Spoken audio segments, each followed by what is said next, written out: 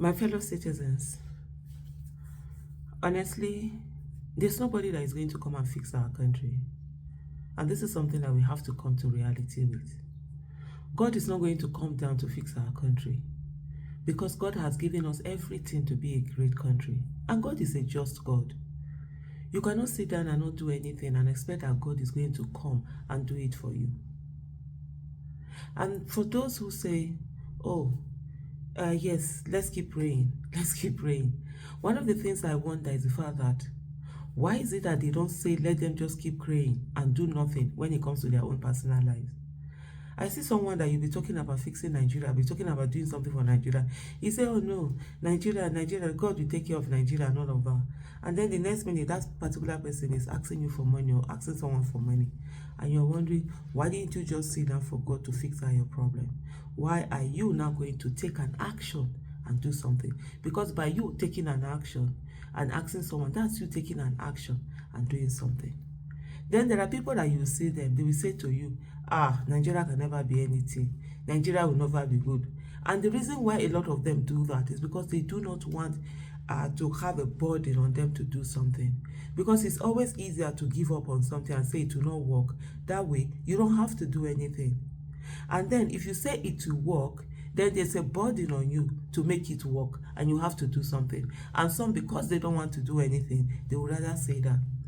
Then there are also some people who, when they see other people doing something, they will castigate it. They will denigrate it. They will laugh at the people. They will do everything to make sure it doesn't succeed. When it's succeeding, you see them very angry. And you know, you could see that with the obedient movement. There were people that you saw ordinarily would have been part of that movement or support citizens to take action. All of a sudden, they were angry because they were not part of it when it started. And it was also the same thing with NSAS.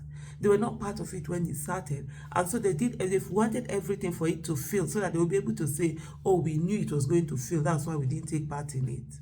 Well, anyway, everybody to his own.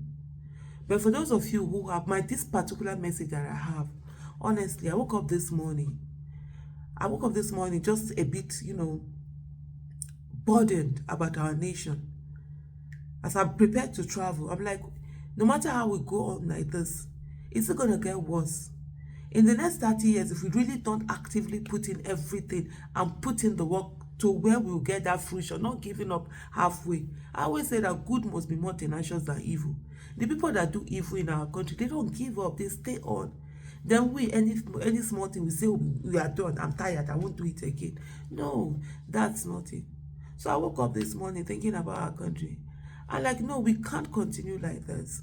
We need to put in the work, and it's not going to be overnight. This work that we put in might take the next 50 years. We'll get tired, we will die, we'll hand over to others. But let's set the country on the right track. And what do I mean? You say this politics I keep talking about.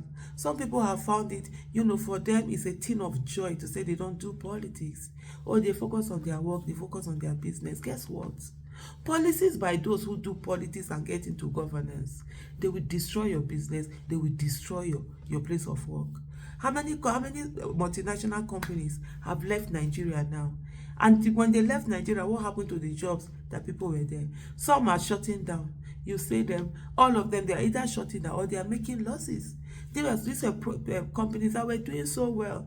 You're talking in the likes of the Nestle's, you're talking in the likes of the PZ Cusons, you're talking in the likes of Unilever, you're talking in the Nestle's will surprise me. Like those were like the golden boys and girls of fast-moving goods. But they are making losses. And so what happened? Business policies affected all of them. So government policies affected all of them. So we cannot continue like this. For you to sit down and say, oh no, this. I'm not here to rant. I'm here to say to all of us, what are the things that we can do? Like I said earlier, politics must be something that we focus on. And when we're focusing on politics, I'm not saying that election. By the time we get to election, the deed is done. It's already done. The main issue is inside those parties. We need to get into parties. We need to have, whether we are forming parties, we are getting into parties, whatever it is, we need to be part of party politics. You don't need to run for office if you don't want to. Just be there. You can be a leader of a party, you can be a member of a party, you can be one of those that can be delegates. Just let's be part of these political parties. Because it is those political parties that give us the people that we eventually vote for. And if we're talking of the people we eventually vote for, if that they are the ones who give us, then how are we not part of the process? By the time we already come to a place where we are making decision to vote, the parties have already given us who they are going to give us, and those are the people you vote for. Yes. And all of these parties, I've said this several times. There is no party in Nigeria that does not have people with competence, character, and capacity. The problem is that the people with competence, character, and capacity are never allowed to hold the party tickets. They would rather give them to people who are corrupt, people whom they know they can control, people who will loot money, people who will steal, people who will not care about the people who will just be there for the people that gave them those party tickets.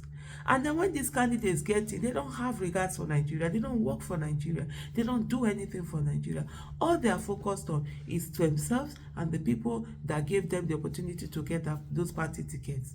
So until and unless we are the ones in control of the people that get the party tickets, until and unless we, when I say we, I mean we the citizens are the ones that are in control of who is it that actually gets into office, who is it that at the end of the day is elected. When that whole thing is dependent on the citizens, the parties will sit up, the candidates will sit up, those elected into office, they will sit up.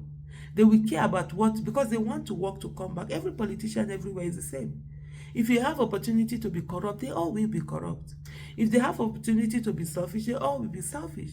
If they have opportunity to not give good governance, to not be accountable, to not be transparent, they all will do this thing. The only thing that have stopped them, that stops some in same plight, is because of the system on ground. It's because they know that the citizens are the ones who determine who it is. So they must do everything to please the citizens. They must do everything to do the right thing, so that when they come back to ask for vote again, they'll be voted for. We must get to that place.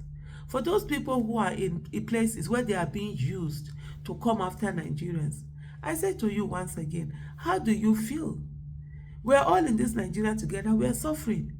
If you worked in INEC and you were giving money to do, how long have the money lasted?